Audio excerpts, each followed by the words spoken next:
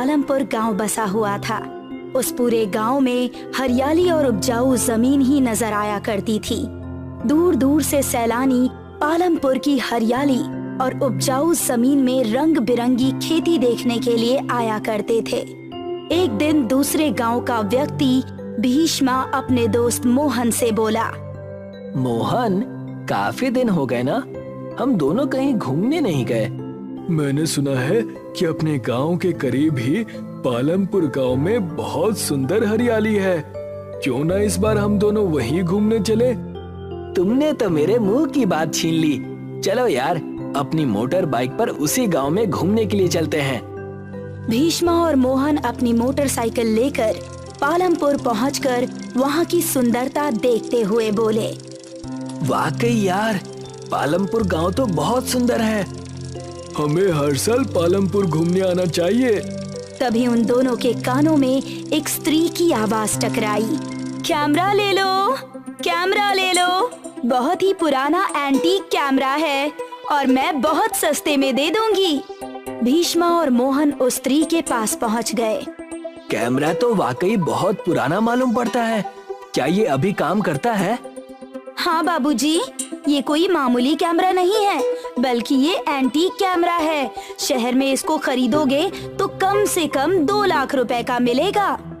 और तुम ये कैमरा हमें कितने में दोगी? मैं ये कैमरा आपको सिर्फ 10,000 रुपए में दे दूंगी, क्योंकि आप हमारे गांव के सैलानी हो और हम सैलानियों से ज्यादा रकम नहीं वसूलते। भीष्मा ने तुरंत अपनी जेब से 10,000 रुपए निकालकर उस स्त्री को दे दिए। वो स्त्री खुश होती हुई सीधे अपने घर चली गई। घर पर उसका पति सुखदेव उसका ही इंतजार कर रहा था। आज कितने रुपए का चूना लगा कर आई हो चित्रा? आज पूरे 10,000 रुपए का चूना लगाया है मैंने। वो कैसे?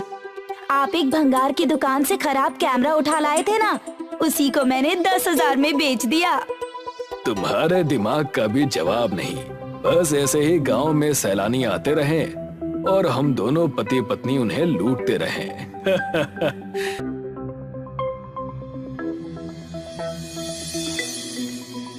अगले दिन भीष्मा और मोहन उस कैमरे को बेचने के लिए शहर की एक बहुत बड़ी दुकान पर चले गए। भीष्मा दुकानदार से बोला, भाई साहब, मुझे इस कैमरे को बेचना है। दुकानदार कैमरा देखते हुए गौर से उन दोनों की ओर देखकर बोला, कितने रुपए में बेचना चाहते हो? कल मैंने इस कैमरे को 10,000 रुपए में खरीदा था। मैं इसे सिर्फ आपको 20,000 रुपए में दे दूंगा, क्योंकि बाजार में इसकी कीमत 2 लाख रुपए है। दुकानदार क्रोधित होता हुआ उन दोनों की ओर देखकर बोला, यार तो तुम दोनों बहुत बड़े बेवकूफ हो, या फिर मुझे बेवकूफ समझते हो। क्या कहना चाहते हैं आप? अरे इस कैमरे की कीमत 2 कौड़ी की भी नहीं है। क्या तुम्हें दिखाई नहीं देता? ये कैमरा किसी कबाड़ी की दुकान से उठाया हुआ मालूम पड़ता है। लेकिन कल पालमपुर गांव में हमने जिससे ये कैमरा खरीदा था, उसने तो कहा था कि ये कैमरा एंटीक है। भीष्मा की बात सुनकर दुकानदार बोला, चलो निकलो यहाँ से, मेरा टाइम वेस्ट मत करो।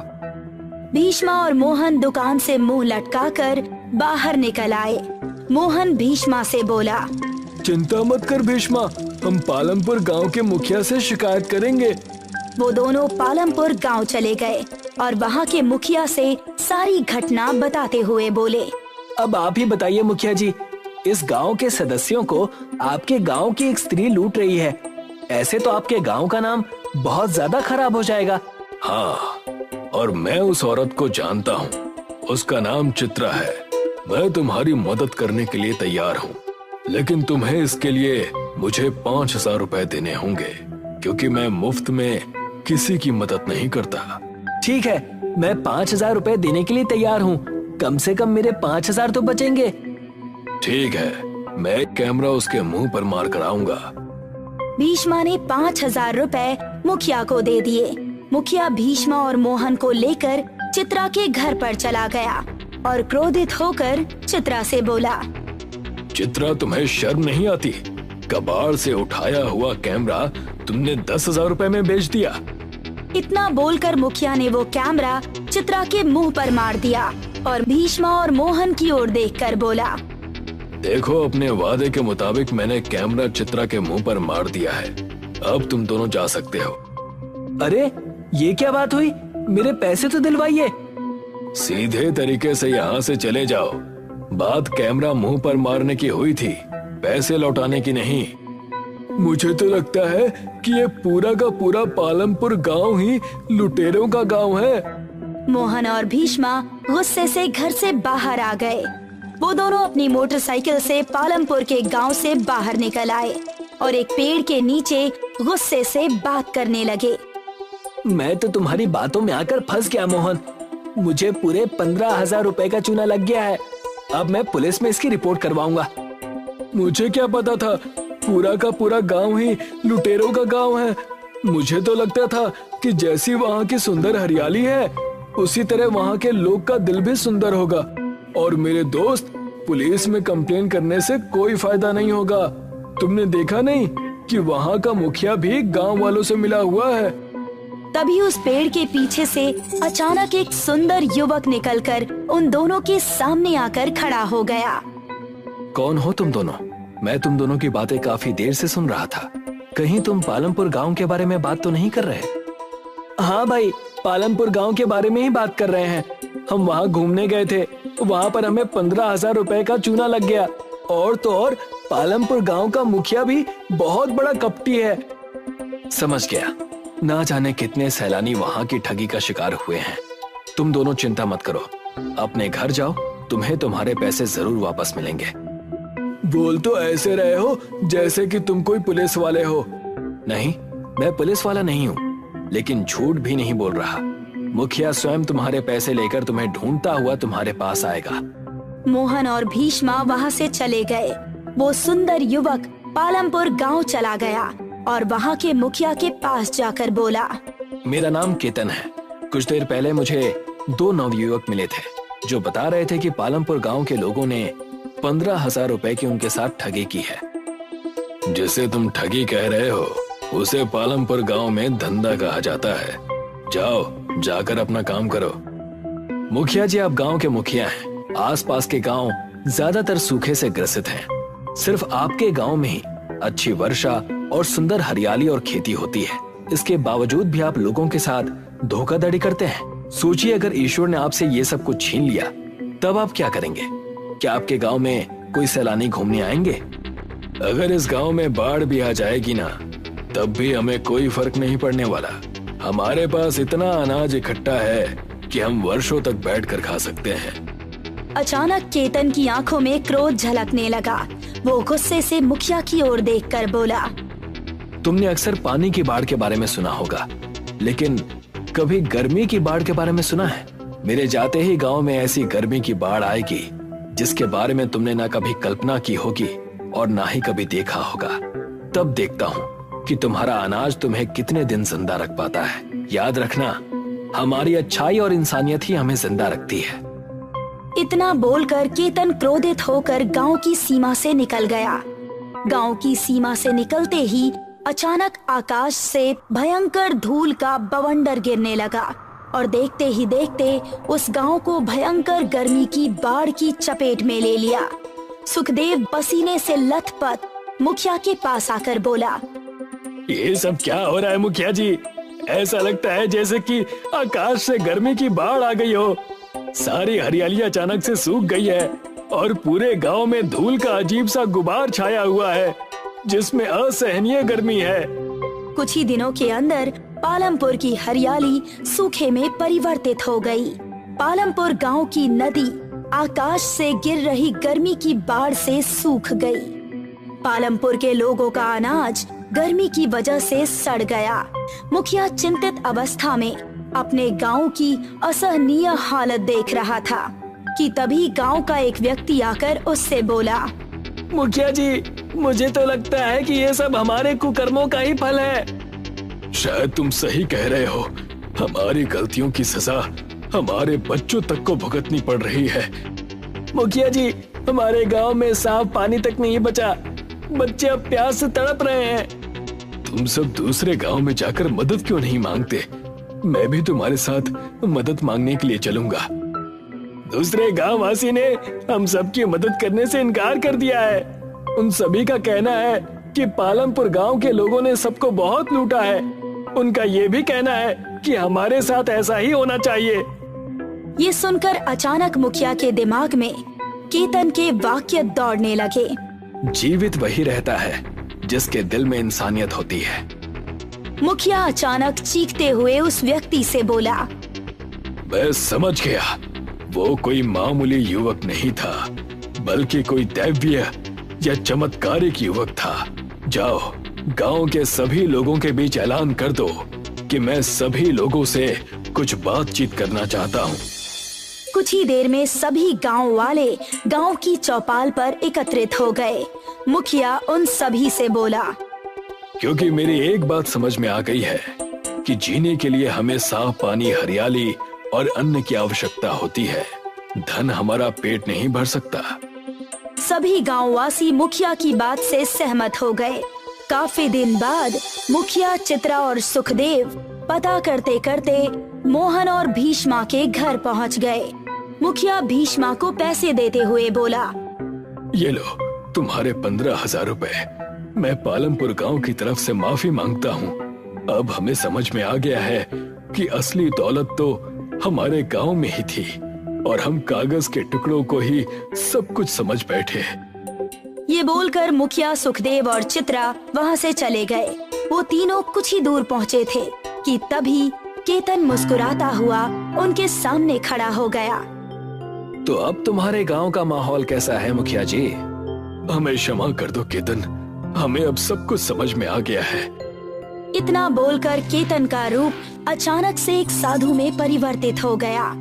मैं काफी दिनों से पालमपुर गांव के लोगों की शिकायतें सुन रहा था।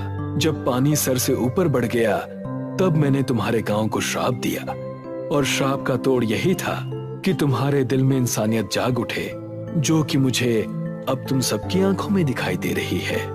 अब तुम्हारे गांव में कदम रखते ही सब कुछ ठीक हो जाएगा, क्योंकि तुम सबके मन अब पूरी तरह से शुद्ध हो चुके हैं।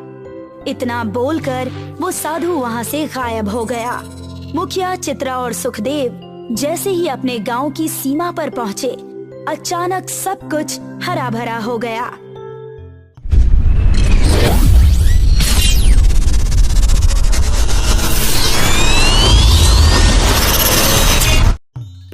स्नेहा एक बिन माँ की बच्ची थी जो अपने पिता के साथ रहती थी। उसके पिता श्रीकांत एक किसान थे।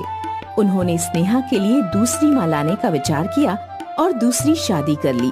पर श्रीकांत की दूसरी बीवी ममता स्नेहा को बिल्कुल भी पसंद नहीं करती थी। एक दिन, स्नेहा, पूरे दिन तुम रोटियां तोड़ती रहती हो, कुछ काम धाम है या नहीं? हाँ बोलो माँ, आप क्या काम करवाना चाहती हैं? मैं कर दूंगी। ये लो पैसे और पास की सब्जी मंडी से सब्जी ले आओ। ठीक है माँ। स्नेहा पैसे लेकर सब्जी मंडी चली जाती है और जब वापस आती है तो, माँ आज तो सब्जी बहुत महंगी है। सारे पैसे उड़ाई क्या? माँ आज सब्जी मंडी में सब्जी महंगी होने की वजह से थोड़ी सी ही सब्जी आ पाई है। सब्जी महंगी थी या उन पैसों से चाट पकौड़ी खा ली है? मैं सब जानती हूँ। थोड़ी सी ढील दी नहीं और तेरा उड़ना शुरू हो जाता है। अब नहीं माँ, मैं सच कह रही हूँ, मैंने कुछ नहीं खाया। चल रसोई में जा और खाना बना। खाना वाना कुछ बनाती नहीं, बहस करवा लो इस लड़की से। पता नहीं कब तक मूंग दलेगी मेरी छाती पर। स्नेहा रसोई में खाना बनाने चल देती है। मुझे कैसे न कैसे करके इस लड़की से अपना पीछा छुड़ाना होगा। बस मैं क्या करूं जो इस घर से चली जाए ये, नहीं तो मुझे जीवन भर इसे झेलना पड़ेगा। तभी ममता को एक उपाय सूझता है। ममता अपने सोने का हार स्नेहा के कमरे में छुपा देती है। सुनो जी, मेरा सोने का हार नहीं मिल रहा है। यही कहीं होगा, तुम रखकर भूल गई होगी। मैंने चारों तरफ देख लिया पर मुझे नहीं मिला। बस एक स्नेहा का कमरा रह गया है, उसकी तलाशी लेनी है। वो मेरी माँ ने दिया था। ये कैसी बात कर रही हो? आखिर स्नेहा तुम्हारा हार क्यों चुराएगी? मैंने कब कहा चुराएगी, पर एक बार तलाशी लेने दो, क्या जाता है? हाथ कंगन को आरती क्या? ममता स्नेहा के कमरे की तलाशी लेती है। वहाँ उसे अपना सोने का हार मिल जाता है, क्योंकि ये हार उसी ने रखा था। देखा, मैं ना कहती थी, मेरा सोने का हार स्नेहा ने ही चुराया है। अब तो आपकी आंखों के आगे है। अब तो विश्वास हो गया ना कि स्नेहा चोर है। इसकी नजर हमेशा मेरे सोने के हार पर रहती थी और आज तो उसने चुरा भी लिया। स्नेहा, ये क्या है? तुमने अपनी माँ का सोने का हार चुराया है। तुम्हें किस बात की कमी है जो तुमने ये सब किया? नहीं पापा, मैंने सोने का हार नहीं चुराया। मुझे नहीं पता ये हार कहाँ से आया। मैं भला हार क्यों चुराऊंगी पापा? ये तो मेरी आंखों के आगे ही तेरे कमरे से निकला है। अगर तूने नहीं चुराया तो ये हार तेरे कमरे में से कैसे निकला? एक तो चोरी, ऊपर से सीना चोरी। या तो इस घर में अब ये रहेगी या फिर मैं। कल को अगर मेरा कोई और सामान इसने चुरा लिया तो मैं तो कंगाल हो जाऊंगी ना। पापा, मैंने कुछ नहीं किया। मुझे घर से मत निकालिए। आज के बाद आपको कोई शिकायत का मौका नहीं दूंगी। मैं एक कोने में रहूंगी। माँ, मुझे घर से मत निकालो। मैं घर का सारा काम करूंगी। श्रीकांत चुपचाप खड़ा देखता रहता है। वो कुछ नहीं बोलता। स्नेहा अपनी आंखों में आंसू लेकर उस घर से निकल जाती है और रोते रोते एक जंगल की ओर चल पड़ती है। तभी स्नेहा को एक खरगोश दिखाई देता है जो झाड़ियों में फंसा होता है। ये खरगोश तो बहुत खूबसूरत है, पर ये तो झाड़ियों में फंसा हुआ है। मुझे इसकी मदद करनी चाहिए। इसे तो झाड़ियों से चोट भी लग गई है। वो उसे झाड़ियों से निकाल देती है और जड़ी बूटी को उसके घाव पर लगा देती है। खरगोश ठीक होकर जंगल की ओर भागता है।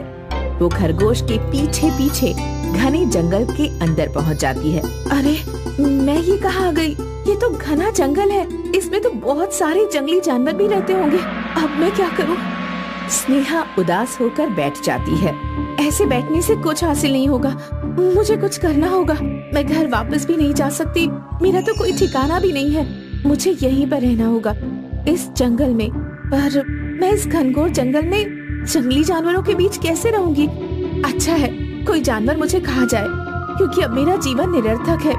पापा ने मुझे निकाल दिया और माँ मुझे छोड़कर चली गई। अब मैं जीकर भी क्या करूंगी? वो ऐसा विचार कर रही होती है, तभी वो खरगोश वहाँ आ जाता है। स्नेहा, तुम बहुत ही नेक लड़की हो। तुम ऐसा विचार कैसे कर सकती हो? तुम्हें तो अभी और जिंदगी जीनी है। स्नेहा चौंक जाती है और इधर उधर देखती है। स्नेहा, चौंको मत। मैं बोलने वाला खरगोश हूँ। तुमने मेरी जान बचाई। तुम इस जंगल में निश्चिंत होकर रह सकती हो। यहाँ पर रहने में मैं तुम्हारी मदद करूँगा और तुम्हारी रक्षा भी करूँगा। वो कैसे?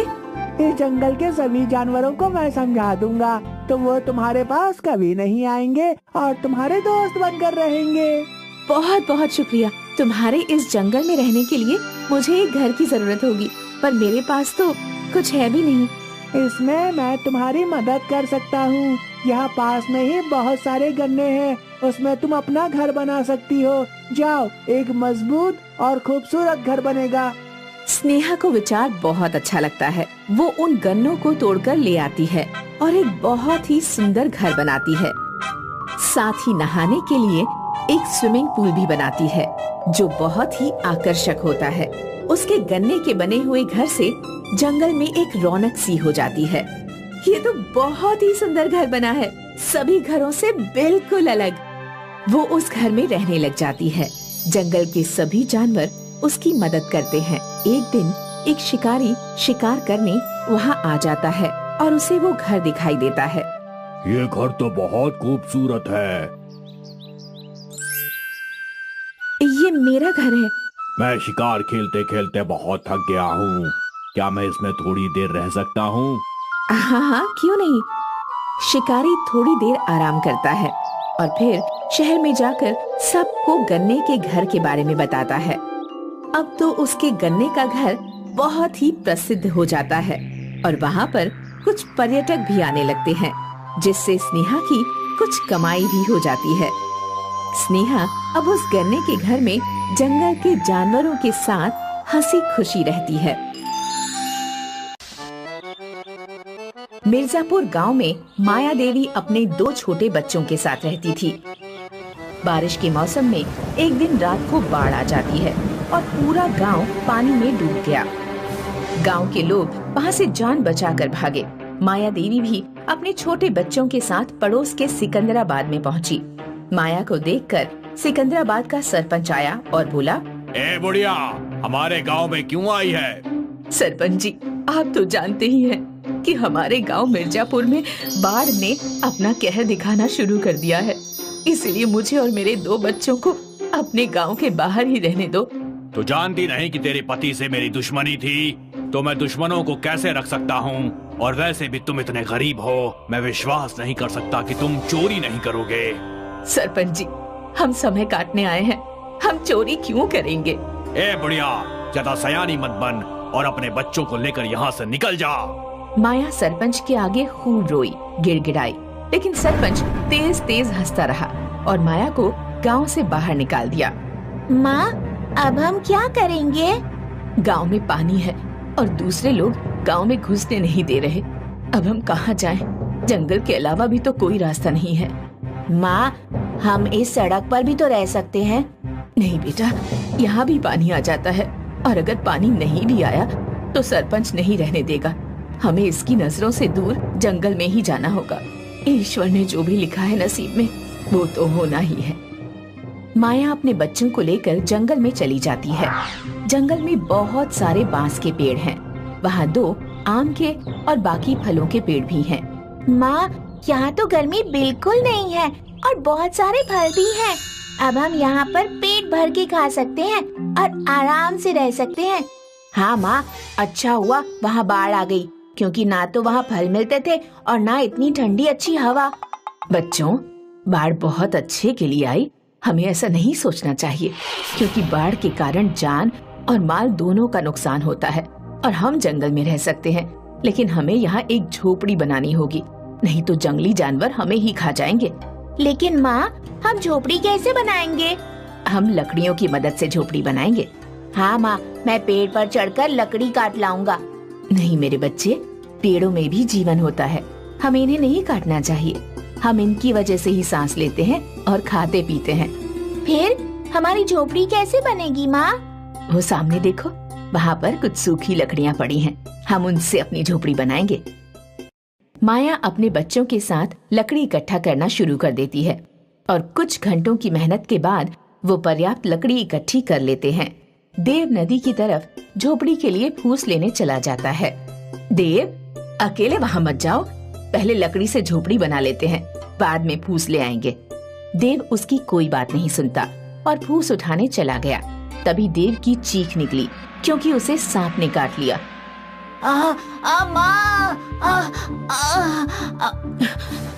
क्या हुआ देव? माँ, मुझे सांप ने काट लिया।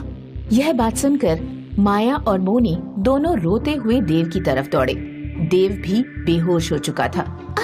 देव, देव, देव, बेटा, बेटा, हे भगवान, मैंने क्या बिगाड़ा है तुम्हारा?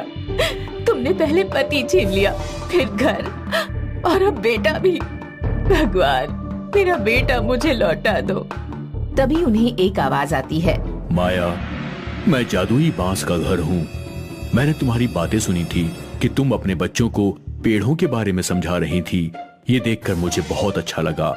मैं तुम्हारे बेटे को अब वापस जिंदा कर रहा हूँ और तुम्हें रहने के लिए एक जादुई घर दे रहा हूँ, जिसमें तुम्हारा परिवार बिना किसी डर के रह पाएगा और तुम अन्य लोगों का भी भला कर पाओगी। मैं कोई सपना देख रही हूँ? अभी तुम्हारा बेटा ठीक हो जाएगा और एक आलीशान घर भी आ जाएगा, जिसमें खाने का पूरा ध्यान रखा जाएगा। बस तुम अपनी आंखें बंद कर लो। माया और मोनी अपनी आंखें बंद करते हैं और जादुई बांस का घर बनकर तैयार हो गया, जो दिखने में बहुत ही सुंदर है। तभी देव भी जिंदा हो गया और उसने अपनी माँ को आवाज लगाई। माँ, माँ। देव, तू ठीक है? हाँ माँ, मैं तो सोया था और आपने तब तक इतना अच्छा घर बना दिया। घर? तीनों पीछे देखते हैं तो वो भी हैरान रह जाते हैं, क्योंकि वहाँ बांस का जादुई घर है। वो तीनों जल्दी से घर के अंदर जाते हैं। अंदर से वो घर नहीं, महल है।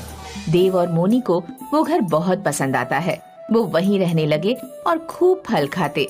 इसी तरह तीनों रहने लगे। माया और उसके बच्चों के कुछ दिन आराम से बीत गए।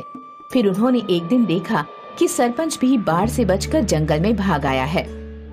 माया, मुझे माफ कर दे और मेरे परिवार को अपने घर में रख ले। माया, मुझे माफ कर दे। माया, आपने हमें अपने गांव में नहीं आने दिया, हम अपने गांव में क्यों आने दे? बेटा मुझे माफ कर दो। कोई बात नहीं सरपंच जी, आ जाइए घर में। सरपंच ने जैसे ही अपने परिवार के साथ घर में कदम रखने की कोशिश की, जादुई घर ने उसको बाहर फेंक दिया और बहुत तेजी से जंगल में भी बाढ़ आ गई, जिसमें सरपंच और उसका परिवार भी बह गया। लेकिन जादुई बांस के घर को कुछ नहीं हुआ, वो सही सलामत रहा। कुछ दिन में बाढ़ का कहर शांत हो गया और माया अपने बच्चों के साथ जंगल में ही रहने लगी।